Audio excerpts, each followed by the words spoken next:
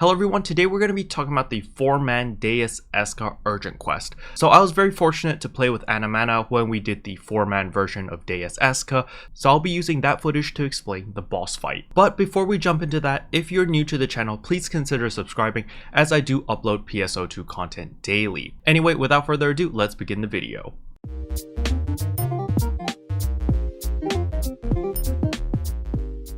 So before the boss fight, I highly recommend you guys to either drink an HP potion or a damage potion depending on what you need. So in my case, I drink a damage potion because I know that I can survive most hits and I can avoid most of their attacks.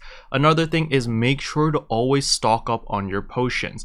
I've seen so many times where people jump into this boss fight unprepared. They don't have their food buffs, they don't have their magic find buffs, they don't have any buffs, they don't have any potions, and they just jump straight into the boss fight and they take damage and they're in big trouble. So please make sure that you've topped up on your potions and always feed your mag. Your mag can save your booty so many times as long as it's fed. So please make sure it's fed. You can also see right here that all of my trigger actions on my mag is HP recovery A, which allows my mag to heal me whenever I get low on HP, which is very helpful, very clutch, especially in this boss fight where you don't want to die. So over here, we're waiting for the boss fight. While you're waiting for the boss fight, make sure if you do have a techer, let the techer buff you. They're able to spam their buff in order to extend the buff timer for the Shifta and the D band up to 3 minutes. So that will last a long time and will help you a ton in surviving this boss fight as well as dealing additional damage. So please do stand in the techer's little buff bubble and let them actually buff you. Now there's a little cutscene which you're not able to skip, but with the power of editing we can skip it. And here we go, we're in the game. So what I like to do is there are 3 dragon heads total at the very beginning. I always take the one on the far right. This is just my habit, but do keep in mind that there is a criteria in this, and that is you cannot die. As a team, you cannot die more than 5 times. If you die more than 5 times, the mission will automatically fail. And what you want to do at the very beginning is just hit each dragon head until you see the little twigs or the little barb stuff show up on their faces. Then you know you've done enough damage and it'll move to the next phase, which will be this phase where they summon the little orb with their mouth. You just destroy the little orb. You usually destroy the ones on the side first and then destroy the one in the middle. That way you can immediately jump onto the dragon head and climb up here. Now when you're hitting this orb, make sure that you have precision stance enabled if you have a light weapon or a dark weapon, since this boss is weak to both elements, and thus you can deal additional damage. You get quite a lot of time to beat the crap out of him before he pushes you off down here. Once he pushes you off, you need to get out of the middle. You either go the far right or the far left because he'll blow up the middle, and if you stand there, you will instantly die. Now the way that my alliance does it is we send 2 people on the right side and 2 people on the left side, and each person takes care of 2 dragon heads and helps each other out whenever they're done. However, if you have a slightly weaker party because you guys don't have that much damage, or if you're not confident in your ability of staying alive, you can always go 4 people on one side. You can do 4 people all on the left, 4 people all on the right. It doesn't really matter because eventually you will get the opportunity to hit both sides because the boss will fling you over to the other side. So don't worry if you're the only one on the right side and you're struggling to kill all 4 dragon heads. The people on the left side, the 3 people there, once they're done with their side, they will be able to come over to your side eventually. There's a special animation which will fling them across to your side so that they can help you. So don't panic if that happens, okay? So over here, what you want to do is just beat up the dragon heads until the little twig things grow out of their head again. And this fight is kind of annoying, but these dragon heads move around a lot. And when the dragon heads disappear, you need to pay attention because the boss will use a special sword attack or use any of his special attacks. And he has quite a few. I believe he has like 4 or 5 different special attacks. For me, I like to use katana combat, and I like to group the heads together and then end the katana combat there to deal additional damage. So you can see the head on the left side has those twigs.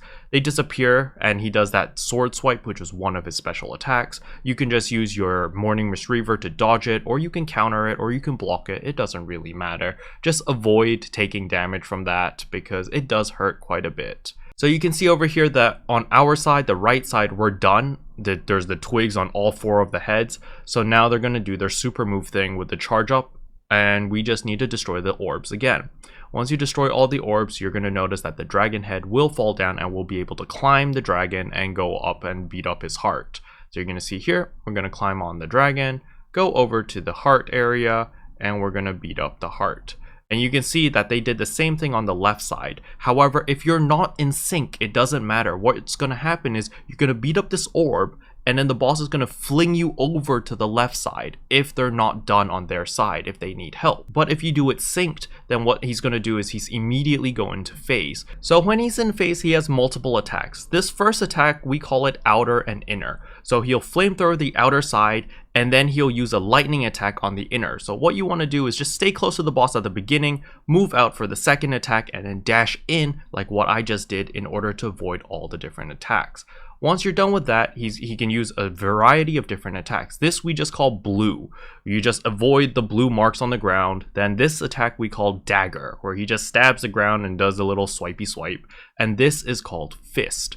So when he does fist, he will daze himself for a couple seconds where you will have time to hit his little weak spot over here. So the main thing in this phase is just avoid his attacks. You're more than welcome to do what I do and stand really back here, just wait to see what his attack is and just avoid the hits. It's very, very simple because it's super telegraphed. You see over here, that's a sword swipe over there.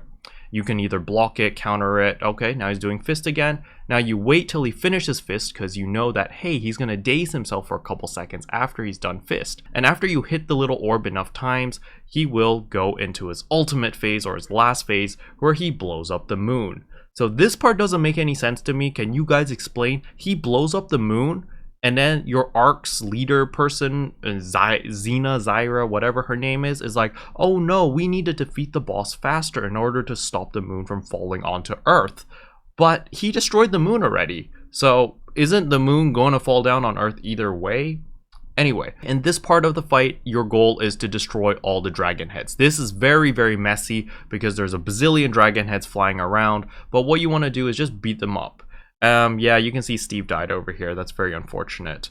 But whenever you break one of these dragon heads, you'll fight one head less. And there's like, I don't know how many there are. There's like 10 of them or something. But you just see here that I'm beating one up, and you're going to see that the head's just going to fall down onto the floor once they're destroyed. So, boop, you see? They just deteriorate. They're gone. Now there's one more head over here. And you destroy this. And once all the heads are done, he will fall over and you'll have a couple seconds to hit his weak spot again. Once that's done, he goes back into phase. He gets really mad, but his attacks are the exact same thing. You're just gonna watch out for his attacks. Oh look, he did fist, which means he's gonna daze himself again. So just avoid the fist attack and then you have a couple seconds to hit him again. Super, super simple. Once that's done, what are we looking at? Oh look, it's a sword sweep. You can just use Morning Mist Reaver or you can block and counter it. Then he's got a sword stab over there. And the only thing is he will do multiple attacks at the same time now. And there he goes. He does the outer and inner. And we're just going to hit him a bit. Now he does the inner. So we're going to dash in to avoid all those attacks. And we're going to hit the orb right here. So during this phase, it's really less about going crazy and trying to hit him at every opportune moment. And it's more about playing safe and avoiding his big hitting attacks, waiting till he dazes himself, and then when he's dazed and he can't hurt you, then you go in and you deal as much damage as you can. So this boss fight is a little bit different in the sense that you play a little bit defensively. You play more defensively than offensively until you get used to the boss fight. And once you're very comfortable with the boss fight, then you can start going ham, going crazy, and dealing as much damage as possible. And yeah, that's pretty much the boss fight for Esca. We still got an S rank even though we had one death. I believe there's leeway for 2 deaths before you drop from an S rank to an A rank. If I'm wrong on that, please correct me in the comment section below. Anyway, I hope that this video was helpful. If it was, I would appreciate a like and a subscribe, and I'll see you guys in tomorrow's video. Bye! What can I say except you're welcome?